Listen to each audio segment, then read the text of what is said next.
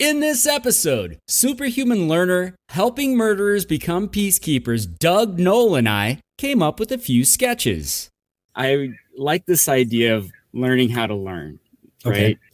Something really kind of arbitrary and small. Someone comes to you and says, hey, I want to learn how to do this very small thing.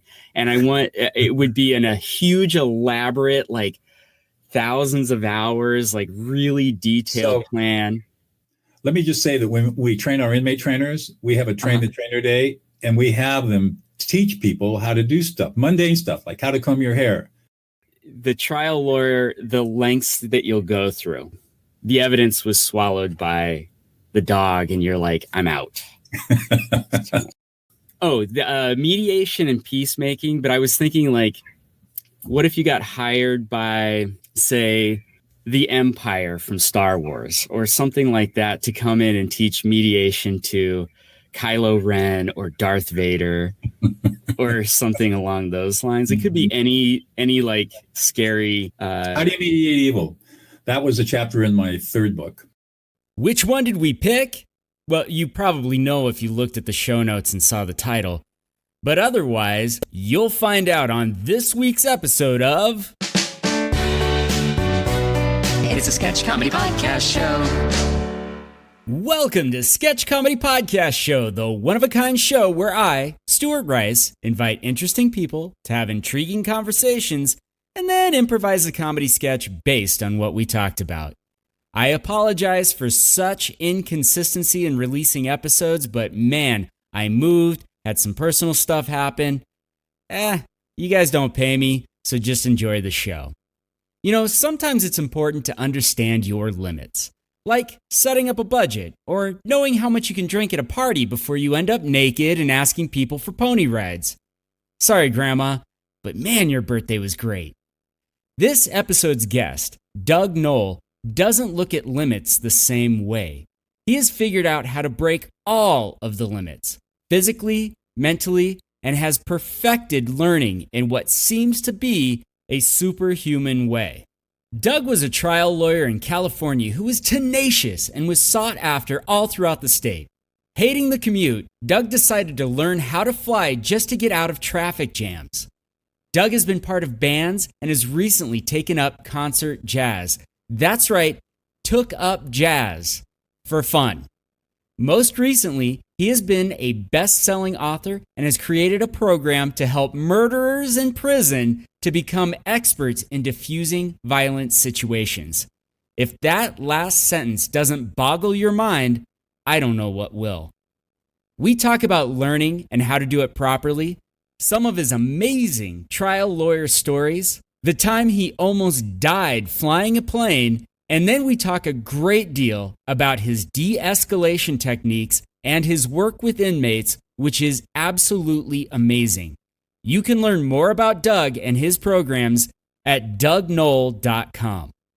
And now, my conversation with Doug Noll, superhuman learner helping murderers become peacekeepers. Doug, thank you so much for joining me for the very first time today. You're welcome, Stuart. I've heard about your show, and I'm really looking forward to the craziness. It should be pretty crazy. Already has been, actually. Doug, let me ask you a question you might even actually know the answer to already. What makes you interesting? Well, it's a bit of a story. So I was born with a lot of problems. I was born almost blind, partially deaf, crippled with 2 club feet, really bad teeth. And I couldn't walk until I was 3 or 4 years old. I had multiple surgeries on my legs,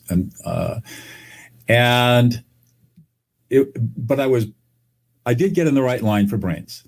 I was a pretty smart guy. So I ended up going to an Ivy League school and then went to law school and was a trial lawyer for 22 years. But along the way, I picked up a whole bunch of interesting skills. I've lived probably more lifetimes in my life than I possibly can deserve, because I ended up being a level 3 certified ski instructor, a whitewater rafter and class 4 kayaker, rock climber, mountaineer.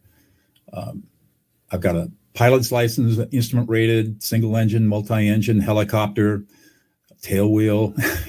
It got a 2,000 hours of flying behind me. I became a secondary black belt Tai Chi master, taught myself Irish fiddle in law school, and 10 years ago took up jazz and blues violin, and now I play jazz and blues violin and having a blast with that.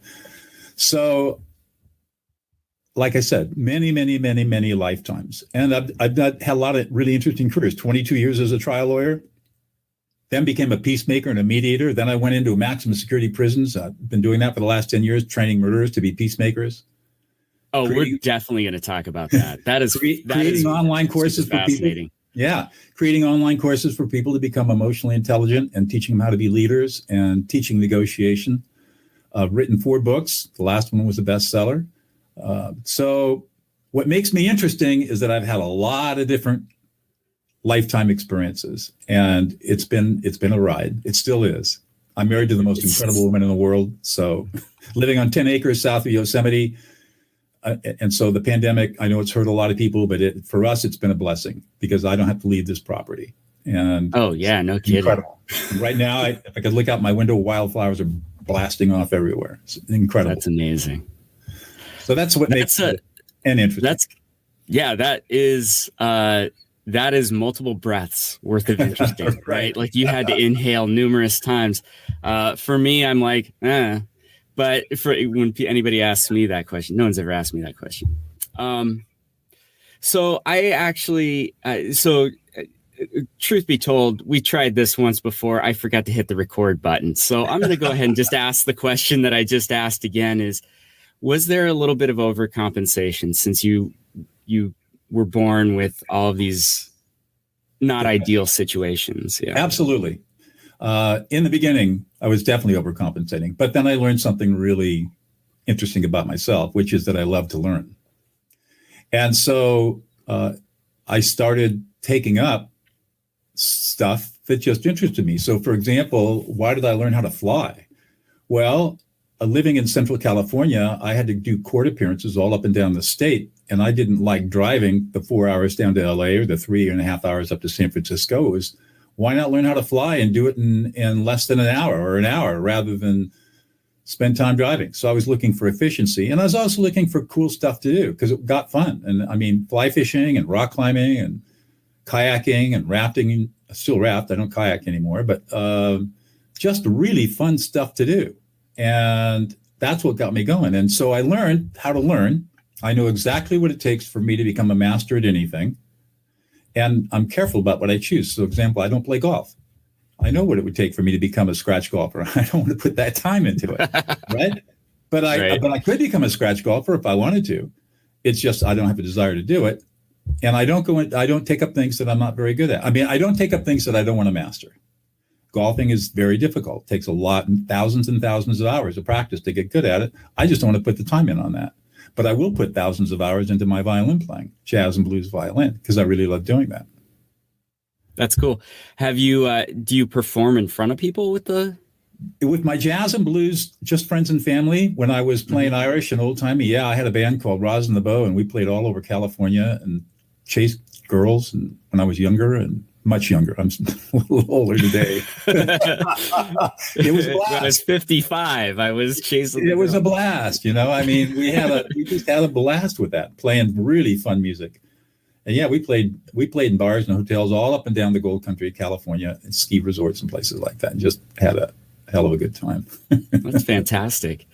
So you learned how to learn, and what did that mean for you? Like you saying like, I could become a scratch golfer. I just don't want to put the time into it. Just angered like probably 12% of this audience. How would you go about it? Like how does that start for you? Okay, so the first thing I'm going to do, let's just take golf for example, because I have swung a golf club before and taken a few lessons. So golf is a mental game. And it's also takes a high degree of eye-to-hand coordination and micro muscle movement coordination, learning exactly how to work everything. And you got all these different levers that have got all got to be coordinated together. And that's what makes golf so tough. But I do know from my martial arts training that the power of golf comes from your hips, not from your arms or your shoulders. So what I'm going to do is find a coach who is willing to work with me and is extremely knowledgeable about the kinesiology of a golf swing, of all the different, there are a number of different golf strokes and swings, right? So you got to master them all. So I'm going to find myself a coach who's also a kinesiologist, who really understands muscle memory, muscle movement, and is also able to teach the how, not the what. And then I'm going to work with that coach 2 or 3 times a week for 3 or 4 years. And the days that I'm not working with a coach, I'm going to have I've got 10 acres. I could have my own golf course, but I'd probably put up a net and a small putting green. And I would practice 2 to 3 hours a day, every day, even on the days that I have a lesson. And it will take me 3,000 to 5,000 hours, depending on what it is. But I will be a scratch golfer at the end of that, probably 4 to 5 years, at least 3,000 to 4,000 hours. Yeah, that seems realistic, and it doesn't sound like you're just taking a magic pill. No. So I think that's a pretty strong lesson, is that anytime you want to get really good at something, you have to dump a ton of time into it. That's right. And it's got to be quality time. For example, this is the other thing I've learned. So in violin pedagogy is really stupid. So people who are trained in classical violin, they learned all the wrong way. And they can't improvise. They can't make up their own music if they're classically trained. In fact, they're afraid of improvisation. What I've learned is that I've got to have the same technical skills as a good classical violinist, but I only practice one thing for 5 minutes. And then I move on to something else.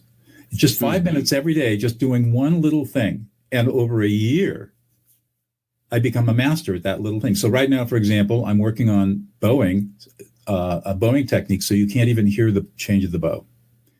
Right? Classical players, they have this big click when they do the change of the bow. I want my bowing to be absolutely seamless. So I go up, smooth. I come back down. You can't even hear the change. So I spend 5 to 10 minutes every day learning, isolating what that is. And it turns out like golf, it's a very complex, coordinated physical motion between the shoulder, the arm, the forearm, the wrist, and the fingers. And the click, the change comes from just a slight contraction of the hand, as fast as you can make it without making any sound. I'm getting there. Yeah. So that, so like in anything, I don't practice anything for any one particular skill for more than 5 minutes, because your brain can't handle it. Your brain gets tired. So let the brain rest, go on to something else, come back to it. That's actually incredibly good advice, and not the same advice that I've given to other people. So I will change my advice, because you're much better at learning than I am. Well, I had to learn how to learn because I had so many problems. Yeah. When I grew up in the 50s and 60s, and I was left-handed too. I forgot to mention that. What? So I had to learn from right-handers. I had to learn from coaches and people who were not patient with me because I was uncoordinated. I couldn't run. I couldn't skip. I couldn't do jack diddly with my body. And I never met a coach or a teacher who could really help me. Most of them got irritated and frustrated because I wasn't a natural athlete. So I said, I have to learn how to do this myself. And that's what turned me into a teacher, is I said, all right, I have to learn this stuff well enough that I can teach it. And I am never going to subject somebody that I'm teaching anything, like skiing or whitewater or anything. I'm never going to subject them to the insult and the pain and the disrespect and the lack of patience that I got from every single teacher and coach I had from kindergarten all the way through high school. Not going to do it. Yeah. Yeah. My brother-in-law is naturally left-handed and had to transition for all sports over to right-handed because no coach would ever. And watching him play golf, you almost feel like he needs special parking. When was the time you went, you know what? I want to go experience LA law. Like, you became a trial lawyer. Yeah. Like that's not a small job. Like, that's a big job. That's not a job. And it's many, many hours of tedium and boredom. Yeah. Yeah. And you did that for 22 years. You were a trial lawyer.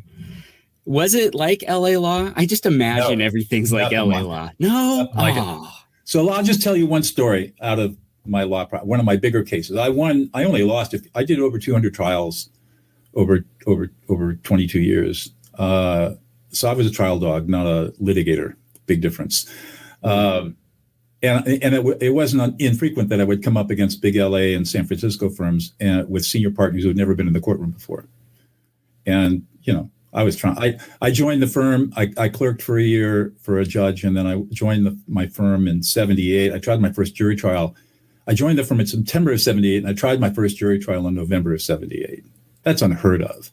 Right. But that's how you become a trial lawyer. You should try cases, right? There's no real school to go to. You just got to learn how to do it. So I want to tell this one story. So one of my partners gave me a case where he was representing another lawyer in our community in an insurance case. And without going into a lot of detail, I knew that this case was a loser. It wasn't going to work unless I could find something that would really work. So this is in Central California in the middle of the summer in August. It's typically 100 to 110 degrees. I had to go through a storage unit, 20 feet tall, 30 feet back, 20 feet wide, full of file boxes of files from a defunct insurance company. So I stripped down to my shorts, put a bandana around my head, and I went through that. I went through every single piece of paper in that storage shed. And I found the smoking gun. And I won $10 million. Really? I won $10 million for my client in fraud. Wow. Insurance fraud. So that's what trial lawyering is all about. I could have assigned it out to a young lawyer, to an associate, but I knew the associate wouldn't do it. I'll tell you just another story. What an asshole I could be. So I was working with one of my partners on a large construction case against a supplier, and there were problems with delays and stuff and so it ended up costing our client, the general contractor, a lot of money with the state of California. And so we were suing the supplier because the supplier didn't deliver on time and the stuff they delivered was crap. So one day we had a whole room full of boxes, nothing like the storage shed, but still it was a kind of a war room. And we had a young associate working on the case. And I said, okay, I need this invoice and it's going to say this on it. Now, there were probably 300 boxes in there, banker's boxes full of documents. Again, I'd gone through every single piece of paper because I needed to know what was in there. And he came back to me and said, well, it's not there. And I said, well, you looked all through all the boxes. Well, yeah. So he came with me. We walked down the hall into the room and I went to the middle of these boxes. I pulled out the right box. I flipped through the file and I pulled out the paper and said, what the fuck is this? You're fired. Yeah, no kidding. How do you even go through, if you're going through boxes and boxes of papers, like what are you looking for? Like how do you even sometimes you don't even know. And all you know is that this is the data. And the data doesn't mean anything to you until you've gone through it over and over and over again. And the reason that I was so good as a trial lawyer is that I was able to deal with the boredom and the tedium of looking at tens of thousands of documents, read every single one of them. I'll give you another example. I had a case where I was representing a general contractor. He was being sued by a painting subcontractor, and the painting subcontractor screwed up the job. He couldn't get the job done in time, so my guy had to bring in another subcontractor. So I had asked for all the time records of all the painters that were working on the job, and the opposing lawyer, who's a nice guy, but he couldn't get them from his client until the Friday before trial. We were going into trial on Monday. I got those time cards, probably a stack of 500, 600 time cards. And on Friday morning, I went through the time cards and I just started looking at them. And I went through the time cards 5 times until I saw the pattern. And I said, they're screwed. And the next morning, or on Monday morning, we impaneled a jury, and Burnside puts up his subcontractor painting client, goes to the direct examination. I grab the cards, I put up a whiteboard, and I demonstrate to this guy that he had more than enough people to man the job. He was just an incompetent scheduler. And I showed it from his own time cards. And the only way I did that was to go through those time cards over and over and over again. And then we took a break, and Burnside realized he was screwed. So he talked to his client, and they dismissed the case with prejudice. And everybody absorbed their own cost. So I walked back I'm back at the firm before lunch, and one of my senior partners looked at me and said, "You're supposed to be in trial right now." And I said, "Yeah, it's over with." He said, "What happened?" I cross-examined the plaintiff, and they dismissed. He said, "What?" That's amazing. I feel that's what LA law, they don't show you that because no, they don't show you. You know, it's hours and hours and hours and hours of tedium, boring stuff. Going in commercial and business litigation, anyways, where you have to go through the documents and know them better than anybody else. And you will find the patterns and you'll find the smoking guns if you're willing to take the time. And I was, and that's why I won so much. And other lawyers just weren't willing to do that kind of hard work. No, I learned how to do that because I was going to say, because of all the difficulties I had growing up, I learned how to be patient. I learned how to deal with tedium and boredom, and I learned how to deal with pain. And boredom is painful. I learned how to deal with it. And so as hard as that was, it held me in good stead during the years that I was trying cases. That's amazing. All right, I'm going to try and leapfrog right into so the thing that really caught my eye with you, Doug, was the Prison of Peace project. Right. Now, 22 years as a trial lawyer, not a criminal trial lawyer. Correct. Never did criminal. But you somehow got into maximum security prisons and helped murderers become peacemakers and mediators. That's right. Explain that to us. Okay, so I left the practice of law in 2000. I decided that it was not my calling, even though I was very good at it.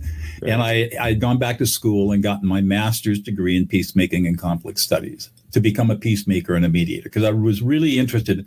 I saw litigation as being a really inefficient way of solving human conflict.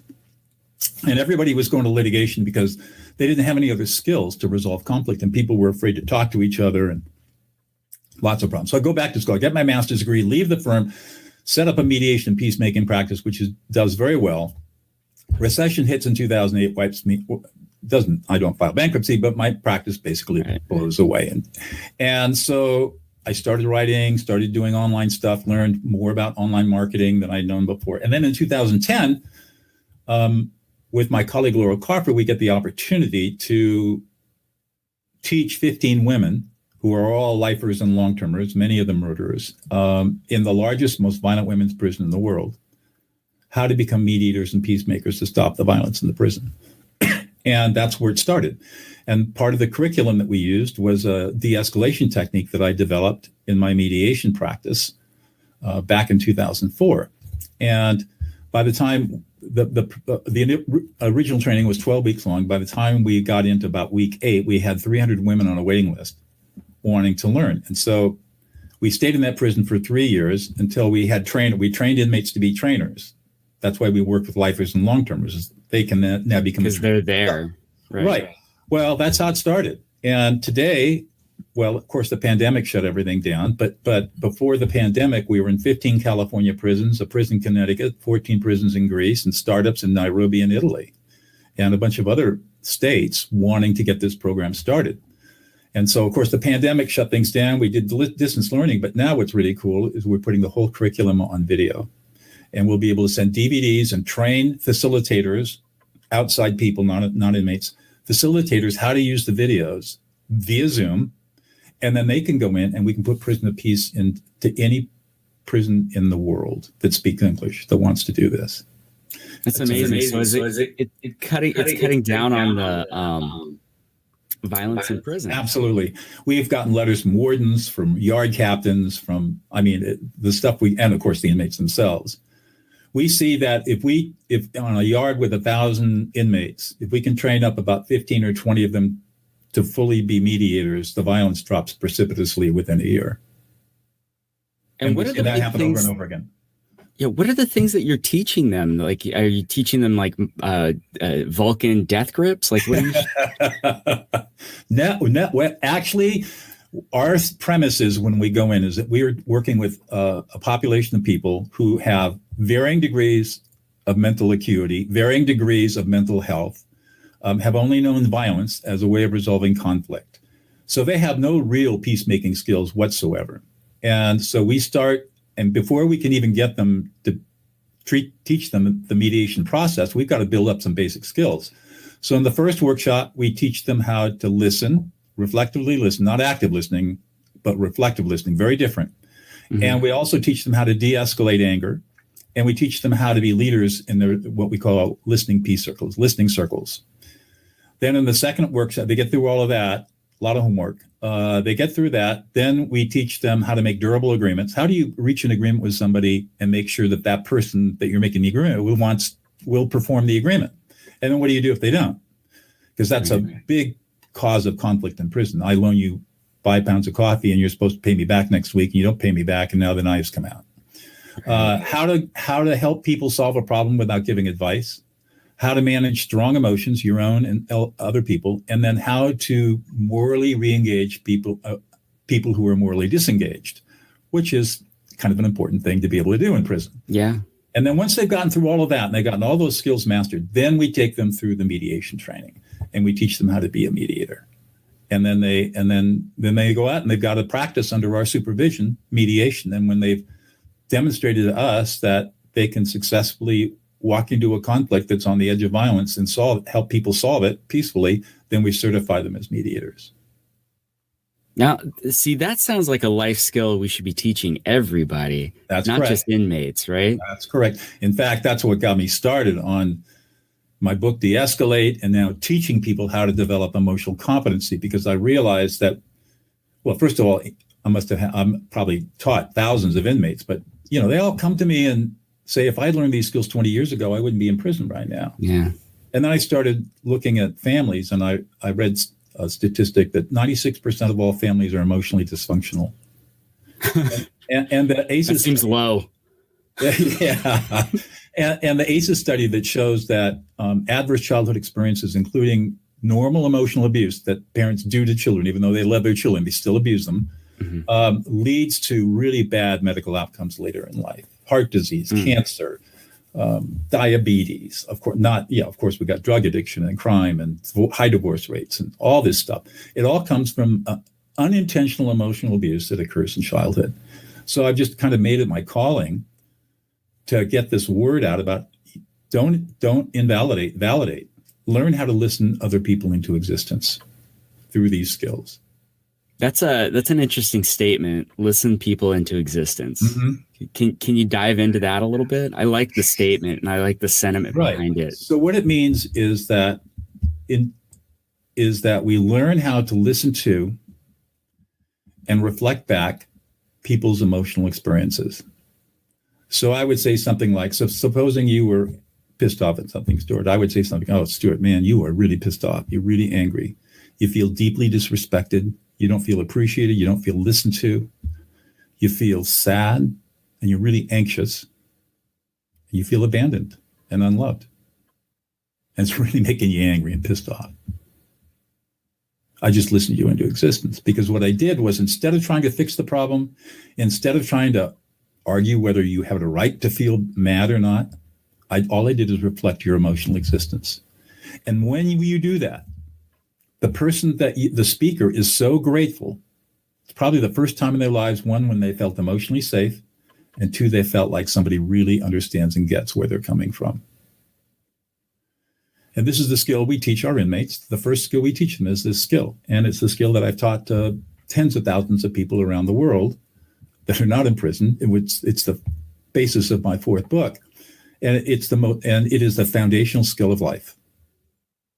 Foundation. And that's that book is the de-escalate, how to calm an angry person in 90 seconds or less. Right. Now here's what is really cool about this. I discovered this by happenstance in 2004 in a difficult mediation. But in 2007, Matthew Lieberman, who's a neuroscientist at UCLA, published a brain scanning study where he showed why this works in the brain. We're hardwired for this.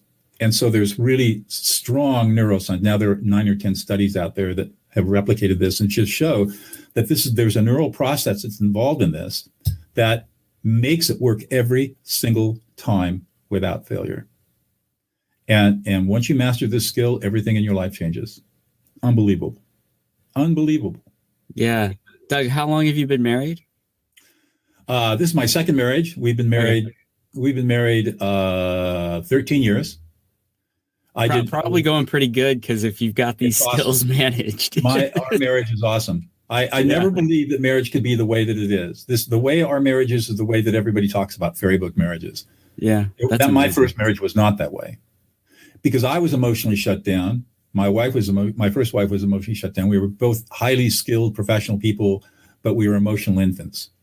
Yeah. And we never developed our own, didn't even know that we were that way. And it just led to conflict after conflict.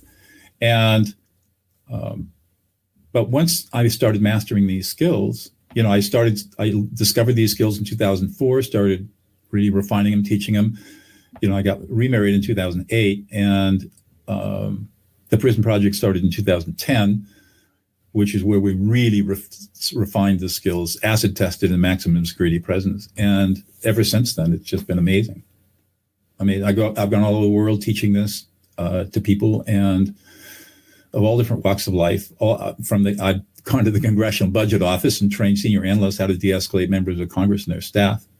So Imagine that. Maximum security prisons to the CBO. Which one's worse?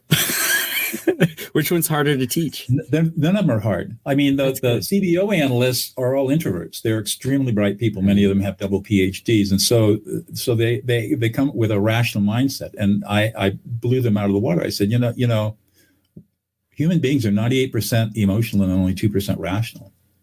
And you guys are all based on rationality, which is great, but you got to understand that you're only addressing 2% of what makes us human. And when you're dealing with congressional members of Congress and their staffs, they're emotional. There's not a lick of rationality in them. And they always saying, yeah, they're all irrational. I said, no, they're not. It's not that they're irrational, it's that they're emotional. And you guys have never learned how to look at them and look at emotions as data and learn how to work with that data in a very sophisticated, scientifically based manner. And once I said that, they got it. And then we went through the process of how you learn. Oh, that's beautiful. Learn to master these skills. That is amazing. Real quick, any interesting flying stories? Do you have like one of those I've scared myself. Never almost crashed, but sure have scared myself. You've flown a helicopter? Yeah, I've got a helicopter rating. Wow. Helicopters seem like dark magic to me. Well, I've never been in one. I've seen them, but they scare me. I love flying helicopters. I haven't flown one in 25 years. So if I were to go out, if I wanted to fly a helicopter, I'd go out and get flight instruction, at least 10 hours of recurrent training to make sure that I'm safe.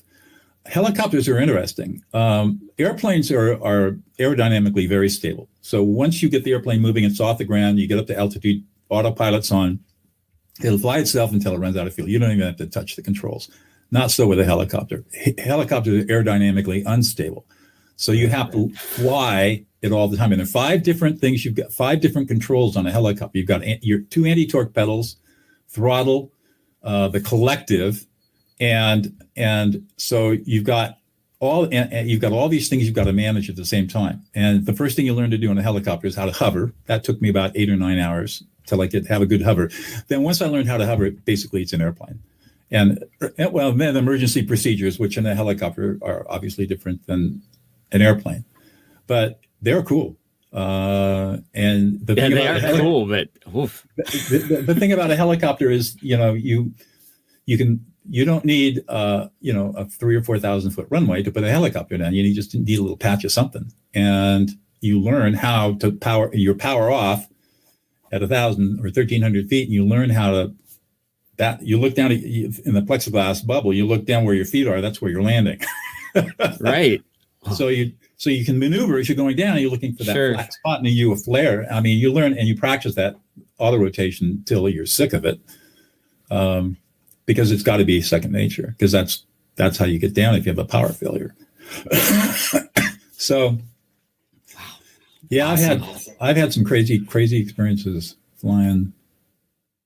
Mostly safe, but I never really got myself. I got myself in some situations where I thought, oh, this is not good, and I bailed out. I climbed out and got away and said that was stupid. But I've never been in a situation where I really felt like, I mean, it was hairy, but I didn't think, oh, I'm going to die. That's good. So, I mean, I think like one time for a long time, my wife was in Santa Barbara, had her practice in Santa Barbara. So I was commuting back and forth between Fresno and, I don't live in Fresno. I live 40 miles north, but in the mountains. But my plane's down at the Fresno airport. And so I'd commute back and forth. There's about a 45-minute flight down to Santa Barbara. And one time I was coming back, but there was a front coming through. And I kind of checked where the edge of the front was. Going to be a lot of rain. And I said, I think I can beat it. I probably shouldn't have gone because I got up and there are big, tall mountains. In California, there's a lot of mountains. And there's a range of mountains along the coastal range, which are quite tall. You got to be up at around 11,000 feet to clear those mountains and to be safe. I got up and all of a sudden I'm in the clouds, the rain's starting, and I lose all my electronics. And some water got inside and just sort of everything is sort of shorted out. So there are procedures that you do to let air traffic control know that you got a problem. And I could hear air traffic controller told me, squawk this if you can hear me, do this. So I did that. So they knew that I could hear them. I couldn't talk to them. I heard these jet pilots and, oh, that poor slob, he's down in the clouds with no radios and no nav. So I just I knew I could navigate, and I did beat the front. Eventually I broke out, and after about 5 minutes, 10 minutes of in clean, dry air, everything dried out and the transmitter came back on. I said, oh, I'm back with you.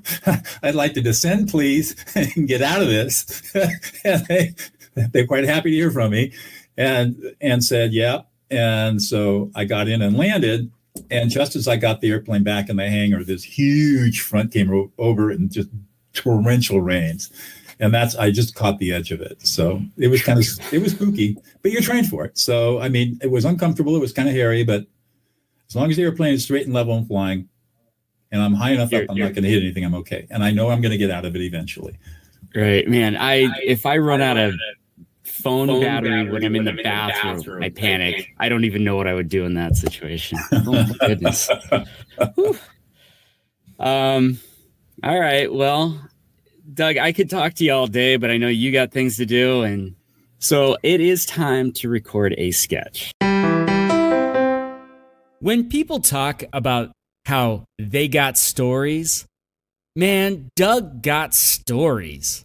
That was pretty amazing. I mean, I've never come close to a near-death experience like that. And the fact that he probably didn't, just shook it off and got back up on there, just amazing. Hey, Doug, do me a favor. Make sure you let everybody know how they can learn more about your programs and about you. First of all, I'm a one-man guy. I have no entourage. I have no big people behind me. Yep. Just go to DougNoll.com. That gets you to the homepage. And then from there, you can just explore. I've got many, many articles on everything I've talked about today, at least around peacemaking and de-escalation, emotional competency. There you go.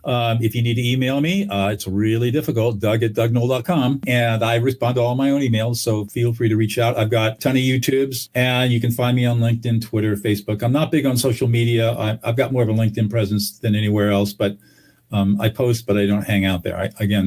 Social media is like television. I don't have time for it. Well, Doug, I hope you have enough time to listen to your brilliant sketch.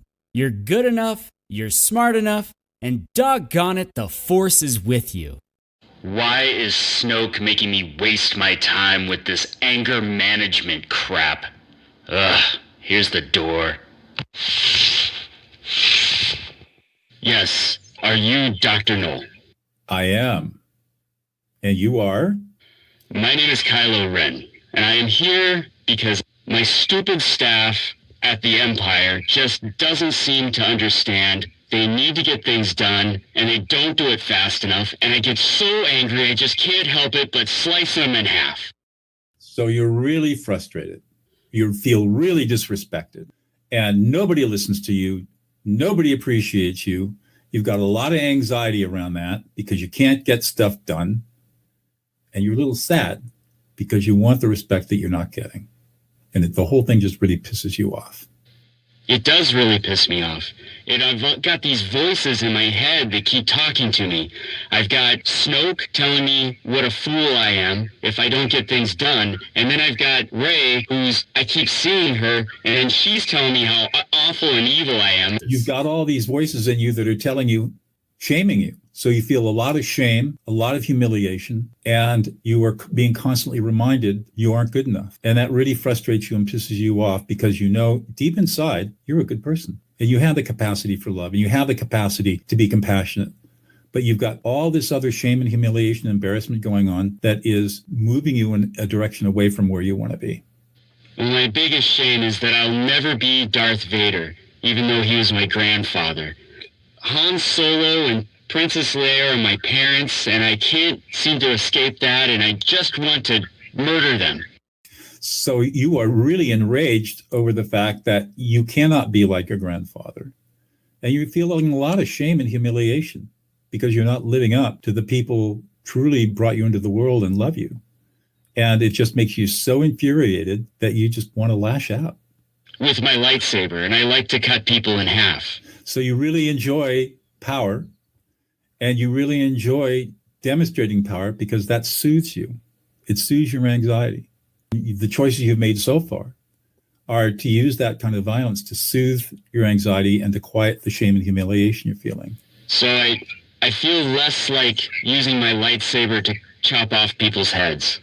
So you're feeling like it's not such an impulse now. And maybe you're feeling some hope rather than despair that there's a better way, or at least a different way. Did you just use the word hope? I did.